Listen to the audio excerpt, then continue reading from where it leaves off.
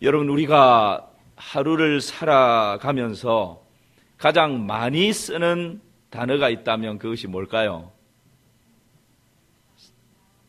할렐루야. 이러면 얼마나 좋겠어요. 감사가 우리의 삶에 가장 많이 사용되어지는 단어라면 참 좋겠죠. 그런데 가만히 우리의 삶을 돌이켜보면, 여러분, 별 생각 없이 우리가 살면 나는 하루에 무슨 말을 가장 많이 하고 살까? 잘 몰라요. 그런데 이렇게 돌이켜보면 빨리빨리 이런 말을 많이 사용하지 않나 하는 생각이 듭니다. 특히 이제 자녀를 키우는 우리 엄마들은 자녀를 키울 때 보통 어떤 말들을 많이 씁니까? 저는 말씀을 준비하면서 돌이켜보니까 진짜 빨리라는 말을 정말 많이 썼던 것 같아요. 다하나 주원아, 빨리 일어나야지, 빨리 밥 먹어야지, 빨리 씻어야지, 빨리 양치해야지, 빨리 가방 챙겨야지, 빨리 학교 가야지. 이 빨리가 안 들어가면 말이 안 될 정도로 자녀들을 막 재촉하고 그랬던 것 같습니다. 그래서 우리나라 사람만큼 빨리빨리라고 하는 이 말을 많이 쓰는 민족이 없을 정도로, 이제 좋은 점도 있어요. 이 빨리빨리 때문에 IT 산업이 세계 1위를 달리는 지금 그런 국가가 됐죠. 인터넷 우리나라만큼 이렇게 빨리빨리 되는 데가 없어요.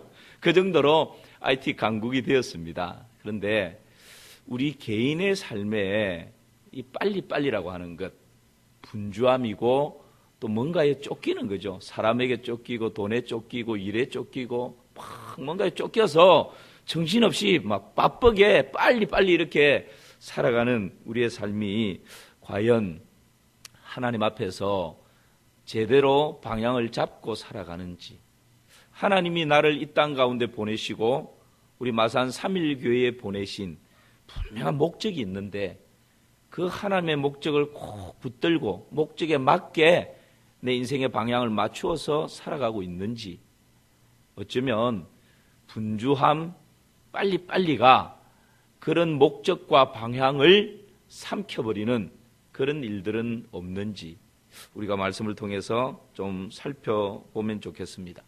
그래서 어떤 사람이 우리나라 사람들이 왜 이렇게 빨리빨리 분주하게 바쁘게 이렇게 살아갈까? 시간 많은 사람이 연구를 해봤답니다. 그러니까 이게 인스턴트 식품 때문에 그렇다, 그 중에서도 라면 때문에 그렇다라는 결론을 얻었답니다. 우리나라만큼 라면의 종류가 많은 나라가 사실 드뭅니다. 일본 같은 데 단기 선교 갈 때에 한국에서 나오는 라면 가지고 가면 최고 인기입니다. 가정에 가서 이렇게 1박이나 2박 경험을 할 때 라면하고 김을 이렇게 선물하면 그렇게 좋아해요. 그렇게 잘 사는 나라인데도 불구하고 그렇게 라면이 인기가 있습니다. 그래서 어떤 사람이 이 우리나라에 있는 라면을 숫자에 비유를 해서 이렇게 맞춰 보니까 숫자별로 라면이 다 있더랍니다. 1, 무슨 라면일까요? 1번지 라면. 2, 200냥 라면. 3은요? 저는 40원 할 때 4는요?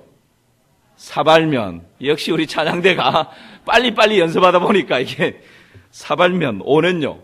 500냥. 6은요? 육개장. 7도 있어요. 7. 7은 무슨 라면이 있을까요? 세븐 라면. 8은요? 팔도 라면. 9는 없습니다. 10. 10을 열이라고. 열은 무슨 라면요? 열라면. 열 받을 때 먹는 열라면이 있습니다. 이 정도로 우리나라에 인스턴트 식품이 많고 그만큼 우리 마음이 많이 분주해졌다라는 거죠. 여러분, 이것이 어쩌면 우리의 삶의 방향과 목적을 상실하게 만드는 하나의 요인이 될 수 있습니다. 우리 예수님께서는 하루의 일과를 어떻게 보내셨을까요? 오늘 21절 말씀 같이 한번 읽어볼까요? 21절 함께 읽습니다. 그들이 가버나움에 들어가니라. 예수께서 곧 안식일에 회당에 들어가 가르치시매. 예수님의 하루의 삶을 우리가 한번 살펴볼 것입니다. 예수님이 안식일 날 가버나움에 있는 회당에 들어가서 뭐 했다고요? 가르치셨다. 그러니까 하나님의 말씀을 펼쳐놓고 하나님의 말씀을 가르치고 설교하고 하나님의 말씀을 증거하는 이런 일들을 예수님이 하셨어요. 그런데 21절 이후에 보니까 예수님이 회당에서 열심히 말씀을 가르치고 있는데 회당에 있는 사람 중에 한 사람이 귀신 들린 사람이 있어가지고 그 사람이 막 예수님 가르치는 이 일들 분위기를 그냥 망쳐버리는 거예요. 그래서 예수님께서 말씀을 가르치던 것을 중단하고 그 귀신 들린 사람에게 들어있는 귀신을 어떻게 하죠? 내쫓습니다. 그래서 이제 축사 사역이라 그러죠. 말씀을 가르치는 사역을 했을 뿐만 아니라 회당에서 축사 사역을 통해서 귀신을 내쫓는 이런 일들을 하십니다. 그리고 이 회당에서의 가르침과 축사 사역이 끝난 다음에 예수님께서 어디로 가십니까? 29절 말씀 보실까요? 29절입니다. 시작. 회당에서 나와 곧 야고보와 요한과 함께 시몬과 안드레의 집에 들어가시니 시몬 베드로의 집에 신방을 하시는 거예요.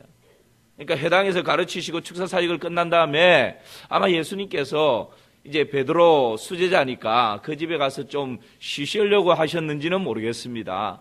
베드로의 집에 신방 겸 해서 그 집에 제자들과 함께 들어가는데, 아니 그 집에 들어가니까 좀 쉬려고 들어갔는데 그 집이 지금 무슨 일이 있죠? 베드로의 장모님이 열이 펄펄 막 39도 40도까지 막 오르는 거예요. 그런 상황이니까 그 집에 가서 예수님이 쉴 수가 있었겠습니까? 식사 대접을 받을 수 있었겠습니까? 아무것도 할 수 없는 거죠. 그래서 그 집에서 예수님이 또 베드로의 장모의 그 열병을 치유하는 그런 병을 고치는 사역을 행하십니다. 그 사역을 행한 다음에 어떤 일들이 또 일어나죠? 32절에서 34절 말씀을 한번 보십시오. 예, 제가 읽습니다. 저물어 해질 때에 모든 병자와 귀신 들린 자를 예수께 데려오니, 사람들이 이제 해가 저물어 가는데 예수님께 모든 병자와 귀신 들린 자를 막 데리고 오는 거예요. 그래서 온 동네가 그 문 앞에 모였더라. 지금 누구의 집 문 앞에 모였죠? 베드로의 집 문 앞에 온 동네가 모였다라고 하는 것은 귀신 들린 사람, 병든 사람, 마음에 고통이 있는 사람, 이런저런 이유를 가지고 있는 사람들이 예수님께 좀 도움 받으려고, 치료 받으려고, 귀신 내쫓겨지고 좀 자유함을 얻으려고 많은 사람들이, 온 동네 사람들이 다 모일 정도로 많은 사람들이 모였습니다. 지금 예수님은 회당에서 가르치시고 귀신을 내쫓으시고 베드로의 집에 와가지고 쉬지도 못하고 장모의 그 열병을 치료해 주시고 지금 굉장한 피로감이 있는데 사람들이 그렇게 모여오니까 예수께서 각종 병이든 많은 사람을 고치시며 많은 귀신을 내쫓으시되, 예수님께서 또 모여든 그 병자들을 고치시고 귀신 들린 사람에게서 귀신을 내쫓는 이런 일들을 하십니다. 여러분, 해질 때 사람들이 이렇게 모여와서 많은 사람들을 고치고 많은 사람들의 귀신을 내쫓았으니까 아마 시간은 나와 있지 않지만 자정이 넘어갈 정도로 예수님께서 사역에 엄청난 에너지를 쏟고 계신 거죠. 여러분 아시죠? 그냥 우리가 개인적으로 하나님 앞에 소원을 아뢰고 기도하는 것 하고 병자를 위해서 안수하면서 병을 고치는 기도를 할 때 하고 또 귀신 들린 사람의 축사 사역을 하면서 귀신과 영적인 대결을 하는 이 기도하고, 여러분 영적인 에너지가 다릅니다. 그냥 우리가 개인적으로 기도할 때는 사실 편합니다. 하나님 앞에 때로는 소리 내서 기도하기도 하고 묵상으로 기도하기도 하고 내 마음에 있는 것을 그냥 아뢰면 되니까.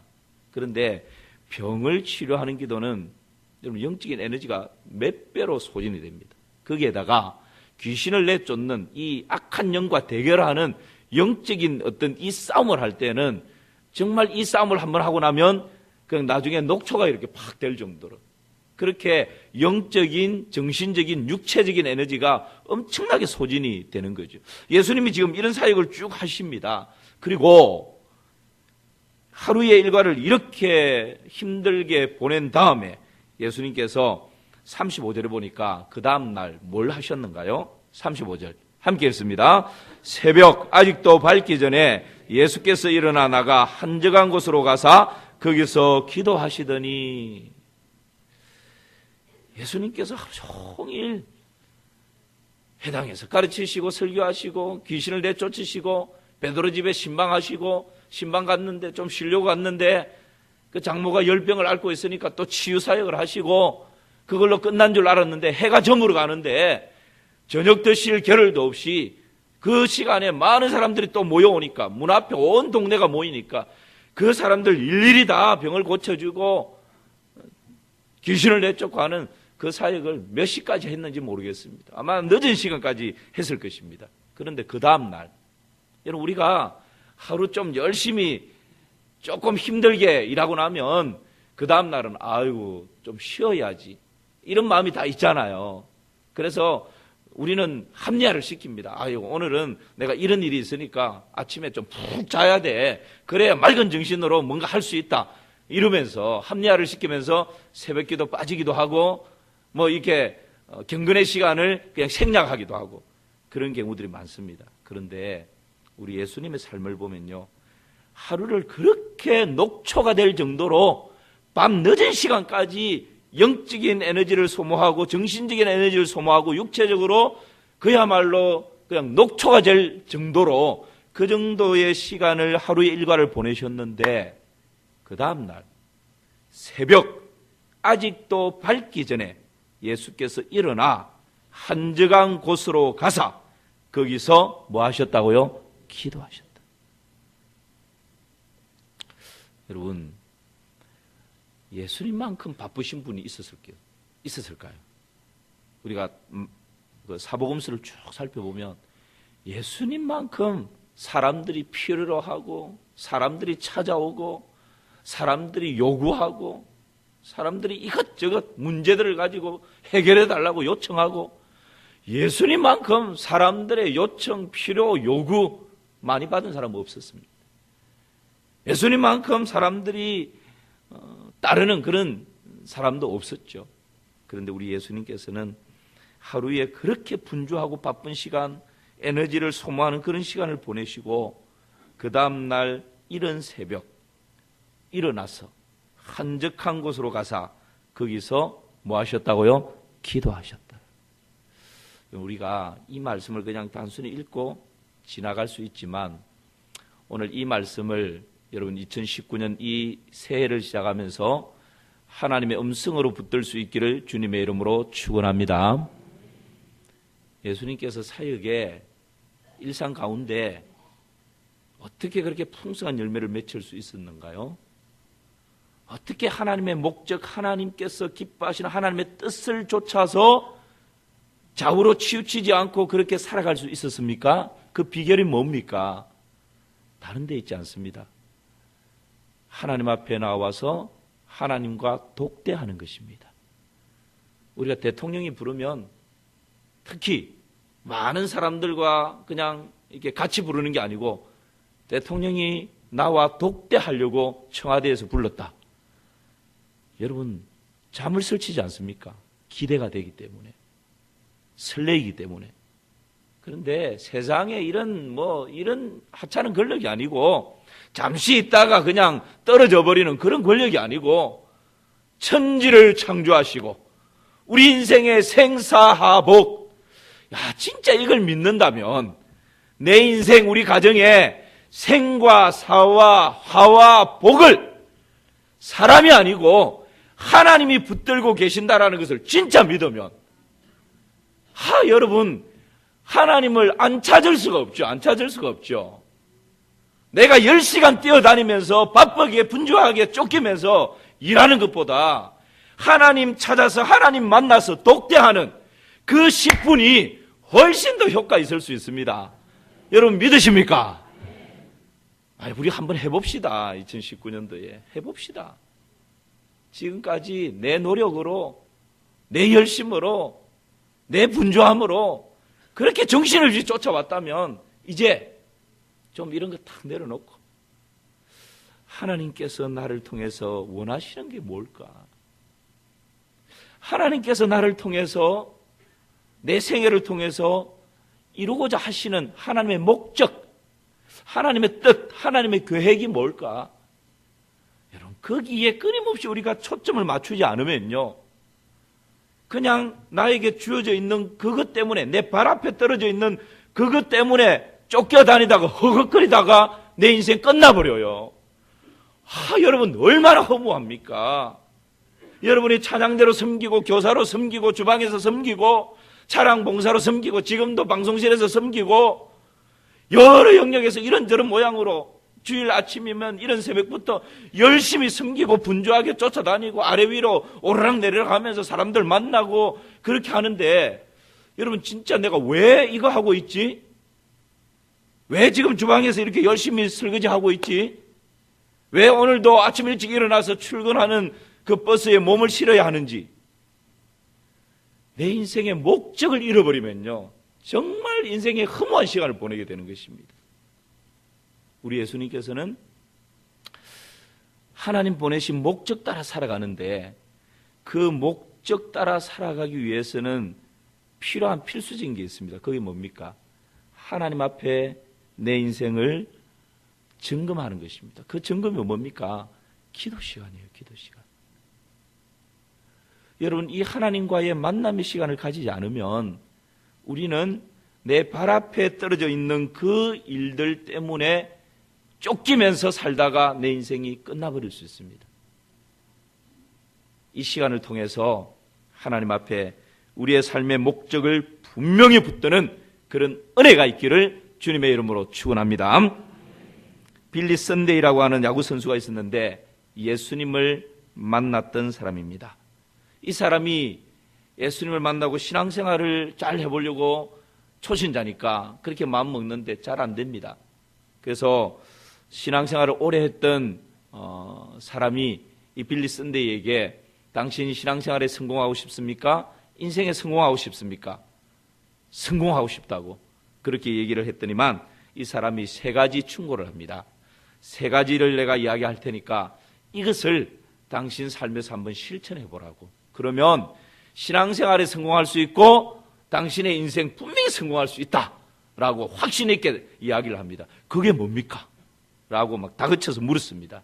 그때 이 사람이 빌리 선데이에게 세 가지를 이야기하는데 첫째, 하루 24시간 중에 날마다 15분 기도하십시오. 둘째, 날마다 15분 성경을 읽으십시오. 셋째, 날마다 15분 전도하는 데 시간을 투자하십시오. 하루 24시간 중에 15분 뭐 하는데요? 기도하라고. 15분 뭐 하라고요? 성경 읽으라고. 15분 뭐 하라고요? 전도하라고. 이 세 가지는 하나님께 내 마음을 맞추는 겁니다. 그럴 때에 여러분 내가 살아가야 할 이유를 붙들게 됩니다. 그럴 때에 내가 오늘도 일찍 일어나서 직장에 출근해야 될 이유를 붙들게 됩니다. 하나님께 내 인생의 초점을 맞출 때에 그때에 여러분 오늘도 내가 무엇을 위해서 이렇게 분주하게 뛰어야 하는지 그 이유를 분명히 발견하게 되는 것이죠. 그렇지 않으면 우리의 삶에 분주한 가운데 쫓기는 삶 가운데 그렇게 정신없이 살아가다가 내 인생이 어느 날 저물어져 있어요. 해가 서쪽에 기울어져 있습니다. 그때에 내가 뭘 위해서 살아왔는가? 너무 허무하게 느껴진다면 하나님 앞에 섰을 때 여러분 우리가 하나님 앞에 뭐라고 평가받겠습니까? 우리 인생의 최종적인 평가는 하나님께서 하실 때 그것이 가장 정확한 평가입니다. 그 하나님이 내 인생을 평가하실 때 부끄러움이 없기 위해서는 하나님께서 나를 이 땅 가운데 보내신 그 목적을 따라서 살아가는 것입니다. 2019년 벌써 1월 20일입니다. 여러분 송구영신 예배 드린 적이 언제였습니까?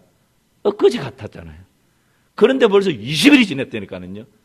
1월 다음 주 되면 휘딱 또 캘린더 하나 넘어갑니다. 2019년, 2020년 송구영신 예배 지금은 굉장히 많이 남은 것 같은데 아마 그 송구영신 예배 드릴 때 되면 야 2019년도도 이렇게 빨리 지나가 버렸나? 라고 생각하게 될 것입니다. 저는 새삼스럽게 하루하루를 꼼꼼하게 요즘 메모를 합니다. 내가 살아온 흔적이 어떤지 심지어 단순한 전화 통화한 것도 그냥 넘어가는 것은 아니고 교인들에게 어떤 통화를 했던 부분들 이름도 꼼꼼히 적어봅니다. 그래서 하나님 앞에 하나님, 제가 하루를 살면서 뭐 말씀 준비하고 신방하고 또 무슨 모임 참석하고 어떨 때는 전화 통화하는 시간들이 더 많을 때가 있습니다. 전화 통화했던 부분들, 이분하고는 이런 부분들 전화 통화했던 거 꼼꼼하게 한번 적어봅니다. 여러분, 그렇게 하고 한 주 단위로 그 삶을 메모된 것을 쭉 들여다보면 내가 뭐 때문에 신방을 했고 뭐 때문에 통화를 했고 뭐 때문에 이 사람을 만났고 뭐 때문에 이 모임에 갔고 끊임없이 우리 인생의 목적과 방향을 수정할 수 있는 것이죠. 그래서 필요하다면 하나님의 궁극적인 목적과 맞지 않는다면 과감하게 가지치기 해버리고 정말 하나님의 그 목적에 따르는 삶이고 시간이라면 거기에 더 초점을 맞춰서 집중하며 나아가는 것. 여러분, 하나님의 목적만을 위해서 살아가도 너무나 시간이 부족한데 이런저런 가지를 쭉 벌려놓고 여기에 갔다가 저기에 갔다 지금 그렇게 살아갈 시간적인 여유가 없어요. 하나님의 목적을 다시 한번 붙들게 되는 은혜가 있기를 주님의 이름으로 축원합니다. 그러기 위해서는 여러분 기도의 자리를 찾아야 됩니다. 오늘 마가복음 1장 37절 38절 말씀 우리 같이 보실까요? 함께 읽습니다. 만나서 이르되 모든 사람들이 주를 찾나이다. 이르시되 우리가 다른 가까운 마을들로 가자. 거기서도 전도하리니 내가 이를 위하여 왔노라 하시고. 우리 예수님은 하루 일과가 너무 피곤하고 지치고 너무 고된 그런 하루 일과를 보내셨지만 이런 새벽 하나님을 찾았던 이유가 뭡니까? 하나님을 찾지 않으면, 하나님과 독대하지 않으면, 하나님과 나와의 관계가 친밀해지지 않으면 우리는 끊임없이 육신의 소욕을 따라 살아가게 되고 육신의 쾌락을 쫓게 되고 죄악의 욕망을 쫓게 되어지고 세상 가치와 세상 논리를 따라서 살아갈 수밖에 없는 연약한 존재이기 때문에 하나님 앞에 나와서 하나님, 내가 오늘도 살아가야 될 이유가 무엇입니까? 내가 오늘도 출근해야 될 이유가 무엇입니까? 내가 오늘도 손에 기름을 묻히면서 땀을 뻘뻘 흘리면서 애쓰고 수고해야 될 이유가 무엇입니까? 오늘도 내가 설거지를 해야 될 이유가 무엇입니까? 여러분, 하나님 앞에서 끊임없이 우리 인생에 살아갈 목적과 이유를 체크하고 점검하고 하나님 앞에서 궤도수정을 하고 그렇게 나아가는 것이죠. 그것이 여러분 하나님과의 관계 가운데서 이루어지는 것입니다. 그래서 내 속에 있는 하나님 기뻐하지 않는 그런 죄악의 욕망들은 하나님 앞에서 다 씻어내버리고 다시금 하나님께서 기뻐하시는 그런 마음, 그런 정결함을 가지고 나아가는 것이죠. 여러분, 그렇지 않는 가운데 수십 년 신앙생활을 했다고 하나님께서 그것 가지고 우리를 평가하는 것 아닙니다. 하나님의 목적을 따라 살아가는 것이 우리에게는 너무도 중요합니다. 누가복음 5장 15절에서 16절 말씀을 한번 보시기 바랍니다. 제가 읽습니다. 예수의 소문이 더욱 퍼짐에 수많은 무리가 말씀도 듣고 자기 병도 고침을 받고자 하여 모여오되, 함께 읽겠습니다. 예수는 물러가사 한적한 곳에서 기도하시니라. 아멘. 우리 예수님은요, 잘하신 것이 있습니다. 그게 뭔지 아십니까? 오늘 이 15절 16절에서 제일 중요한 단어가 저는 물러가사, 물러가는 거예요. 물러가는 거예요. 사람들이 예수님께 수많은 무리가 말씀도 듣고 싶고 병도 고치고 싶고 귀신도 쫓아주면 좋겠고 많은 필요를 가지고 수많은 무리가 예수님께 모여왔는데 우리 같으면 어떻게 했습니까? 오히려 이 분주함이 나의 정체성을 인정해주고 나의 나됨의 가치를 인정해주는 것처럼, 와, 내가 바빴어, 내가 여러 가지 일이 많아서 이걸 자랑하기도 합니다. 그런데 여러분, 우리 예수님은 그렇지 않았어요. 일에 쫓기지도 않았고요. 사람들, 수많은 무리들이 예수님을 필요로 하는데 그 무리들의 어떤 필요에 예수님이 갈 때처럼 왔다 갔다 그러지 않았습니다. 오늘부터 작심하고 말씀을 읽어야지, 기도해야지, 빌리 선데이도 그랬다는데 작심했습니다. 오전 시간에 거실에 앉아서 말씀을 읽으려고 펼쳤는데 핸드폰에 전화가 옵니다. 김 집사, 오늘 마트에서 30% 세일한대. 그러면 이 결심이 어느 순간 무너져 버리죠. 그래, 말씀은 내일도 읽을 수 있고 다음 주도 읽을 수 있지. 세일은 시간이 한정되어 있으니까 그냥 덮어놓고 쫓아가는 거예요.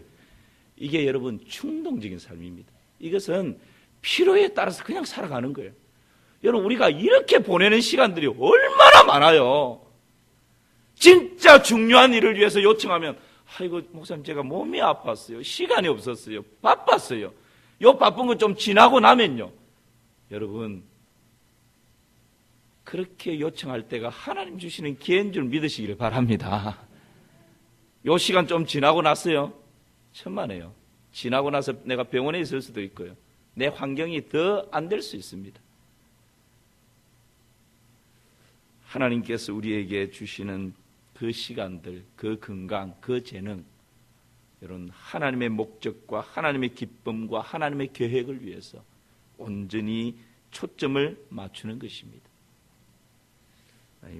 오늘 예수님께서 수많은 무리들을 물러가서 한적한 곳에 기도하셨다라고. 누가복음 말씀을 이렇게 쭉 들여다보면요, 예수님 특징 중에 하나가 이 물러가는 것입니다. 그래서 예수님은 사역 초기에 종종 물러가셨다, 그렇게 말씀하시고, 사역이 좀 무르익을 즈음에 예수님이 새벽 기도를 하셨다, 새벽에 기도하셨다, 그렇게 말씀하십니다. 그리고 12 제자를 세우는 이 중요한 사역을 앞두고 예수님이 밤이 맞도록 철야기도 하신 거예요.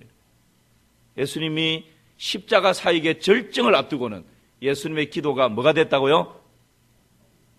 이제 여러분 홍을 해 주셔야죠. 예수님이 뭘 따라서 감람산에 가셨다고요? 그러니까 기도하러 가셨는데 뭘 따랐어요? 그렇죠, 습관을 따랐어요. 예수님이 이제 사역의 종반으로 오시니까 기도가 뭐가 됐어요? 습관이 돼버렸어요. 사역 초기에 종종 기도하시고, 무리들이 막 모여올 때는 새벽 기도를 하셨고, 12 제자를 세울 때는 철야기도, 밤이 맞도록 철야기도를 하시고, 사역의 절정, 이 십자가 사역을 앞두고는 예수님의 기도가 뭐가 됐어요? 습관이 되어버려요. 여러분, 하나님이신 예수님이 뭐 한다고 그렇게 기도하실 필요가 뭐가 있겠습니까? 십자가 사역 앞두고 땀방울이 핏방울이 되면서까지 그렇게 예수님이 뭐 한다고 기도하실 필요가 뭐가 있겠어요? 인성을 가지신 분이시기 때문에. 하나님이신 우리 예수님께서 기도가 습관이 될 정도로, 땀방울이 핏방울이 될 정도로 그렇게 하나님 앞에 부르짖어 기도했다면, 끊임없이 세상 유혹과 미혹 가운데 노출되어 있고 순간순간마다 육신의 소욕이, 죄악의 욕망이, 육신의 쾌락이 하나님을 가까이 하지 못하도록 막아버리고 유혹하고 미혹하는 우리라면 얼마나 더 하나님 앞에 간구하고 부르짖어 기도하며 그렇게 여러분 하나님의 은혜와 능력을 덧입고 살아가야 되겠습니까? 이것 없이는 여러분 우리가 목적, 방향 한 주 지나면서 아무 생각 없습니다. 그냥 내 삶에 주어진 대로 정신없이 살아가는 거죠. 여러분, 우리 예수님도요, 육신의 소욕을 가지신 분이셨기 때문에, 연약한 육신을 가지셨기 때문에 이 십자가의 절정에 이 사역을 앞두고 겟세마네 동산에서 습관을 쫓아 기도하는 자리에 가셨는데, 기도할 때 예수님 뭐라고 하십니까? 아버지요, 할 수만 있으면 이 잔이 내게서 좀 지나가게 해 주십시오. 이것이 육신의 연약함을 안고 있었던 우리 예수님의 솔직한 마음이었어요.